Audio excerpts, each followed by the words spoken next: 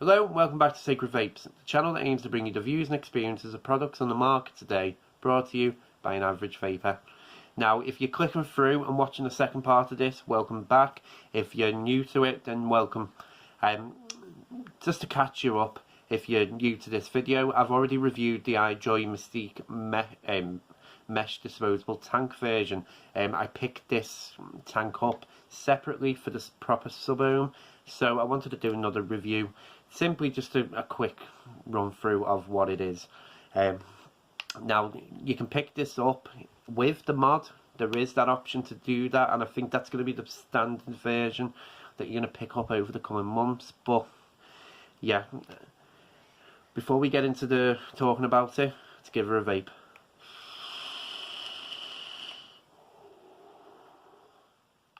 Now what you get with the tank. Now the tank is a 3 ml capacity tank. It comes with the top kidney hole fill, 510 drip tip, which is replaceable, bottom adjustable airflow, just nice, turns one way, turns the other. It comes with this metal protective casing on the thing. You get two coils. You get a 0.18 mesh and a 0.2 mesh in the box. 0.18 recommended up to 80 watts and the 0.2 is recommended up to 60 watts. So you do offer a lower power vape in there. Apart from that, it's a 510 pin 25mm tank, and yeah, we'll get into the pros and cons of this now.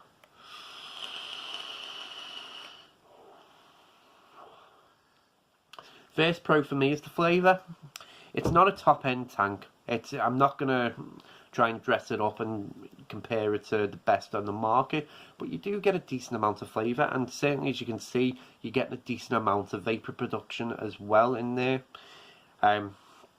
Juice, I think in comparison with something like the Owl, juice consumption is pretty standard for the amount of vapour it's producing, so especially with the lower coil in there, you know, that gives you the option of how you want to vape, you know, lower clouds, bigger clouds, it's entirely up to you. Next pro for me is the fact that it's a 510 drip tip rather than an 810. I'm a big fan of 510s. I know 810 is the standard now, but it's nice to have a tank come out 510, and you know, I just like and prefer it when I'm vaping. Next pro for me, the fact that it's top fill design.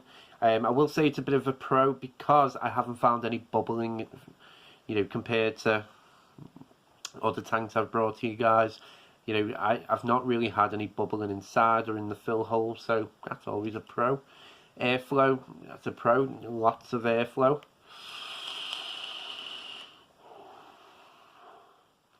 It's not loud in comparison to other tanks, no whistling. If you knock the airflow down, you get more flavour come through, so that's a pro. Breaking the coils in, you're only going to be looking at about a tank, maybe a tank and a half, before you start getting the flavour really come through. That's not a bad thing, so that's another pro for me. The fact it comes with a metal protection, I suppose if you like that sort of thing, that's going to be a pro, protect the glass a bit more. And yet the fact that it's a 25mm tank, so obviously it's designed to fit on the mod, but yeah, it's always a good thing that it's going to be standard for most mods on the market. Get into the cons of it now. Sorry, I'm not a big fan of metal protection things. That's a personal con for me. You know, you can't really see. I mean, this tank's running quite low now, but once you've dropped below there, you can't actually see the fill level, which obviously going to be an issue in case you dry hit. Next con for me, the juice consumption is a bit quicker for a 3 ml glass. You do get a 5 ml glass in the box, but which then obviously isn't compatible with that. But you know, you can't have everything, unfortunately. So there is a bigger option in there, but you remove the protective sleeve doing so. Next con for me is that fill thing. I mean, it might be a pro, but there's a little bit of resistance in there, especially when you first get it. You know, it's very hard to push back compared to something like the Mesh Pro which slides easier. So it's good because it's not going to have any accidental openings, but it's a con because you do have to put a bit of force in there. Other than that, I wouldn't say there's any more cons per se about this, so we'll get into the overall now. And this isn't a bad tank. It's not, comparing it to something like the Avenger, which came out with, obviously, with the Avenger mod, you know, that was quite a good standalone tank. I mean, it was the early days of Mesh, so it was good. It actually brought a lot of flavour through. I mean, I did have an issue with the coil, but generally people liked it. Something like this, it's not a standout tank. It's one that you're going to pick up with this. The only criticism I'd really say is the fact that the tank is quite heavy compared to the mod, so it does feel a bit misbalanced when they're together compared to using it with the disposable tank, which is obviously a lot nicer.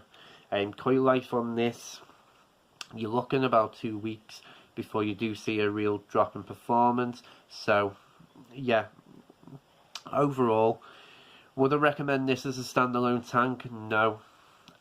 There's so many better on the market, but if you do want to pick this kit up and you pick the sub-ohm version, it's going to serve you well. You can take the metal sleeve off, obviously, so you know you can actually see the fill level, and yeah, it's going to serve you quite well. So short and sweet video just for the sub-ohm tank, guys. Right, next week I'm going to be bringing to you the Vaptio Vex 100. I've been using that on and off for a while now, because I've always tried to bring other things to you, but I'm finally going to bring that video next week. As always, thank you for watching. I really appreciate it. So I'll always say, stay safe.